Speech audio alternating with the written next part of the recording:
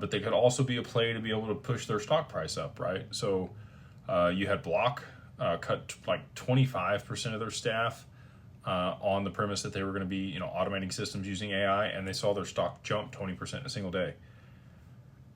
I don't know if that's the same play that these other companies are running, if it's still working or not. I haven't looked at Coinbase stock. We did see a new all-time high for the S&P 500 today, which is very much looking like a blow-off top to me. I don't know how we go much higher than here. I think the valuations are at the far, far end of the extended range.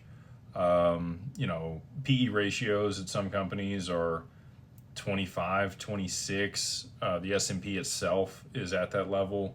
Some of the AI stocks, like, if you look at infrastructure stuff like NVIDIA, they're still in an okay range. They're at like 19 on their PE ratio.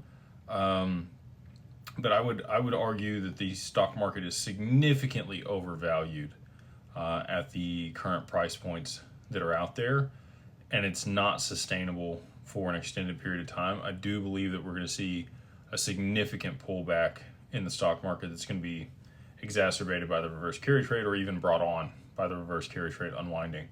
So that kind of leads into some of the other macro that's going on. We've seen the Bank of Japan intervene at least 4 times in the last.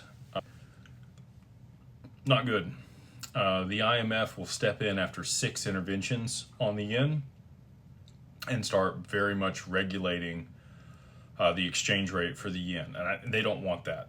So they're really backed up against a corner here. They really have maybe 2 more times that they can step in and intervene in the market before the IMF kind of steps in and takes control of the situation. I think that they're still going to raise interest rates there in Japan, and that is what's going to, drive the reverse carry trade, or the Japanese carry trade, however you want to call it, to unwind globally. It'll be a credit crisis, it'll be a liquidity crisis, and we know what the plan is.